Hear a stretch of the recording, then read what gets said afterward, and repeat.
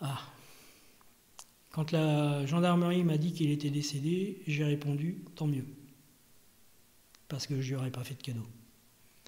Il a mis la vie de toute ma famille en danger et ça, je lui aurais jamais pardonné.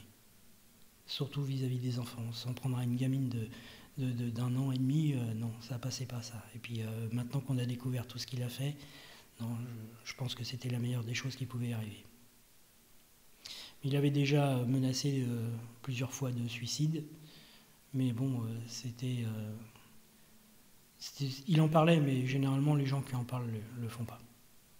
Et là, je suis pas sûr que ce soit un suicide, ce qu'il est prémédité.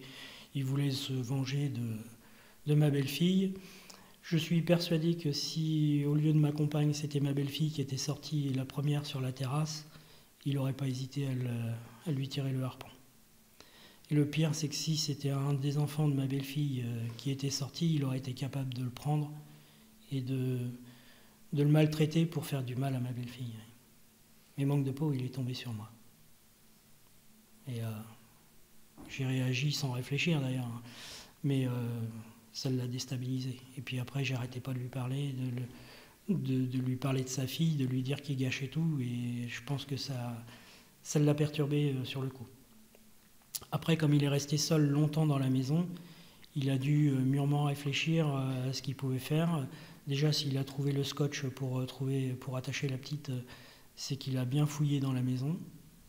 Il a trouvé l'essence aussi qui était dans le garage, puisqu'il a imbibé toute la chambre d'essence. Quand on a récupéré la petite, elle sentait l'essence à outrance, hein, brûlée et sentait l'essence partout. Et donc il a mis le feu dans la chambre.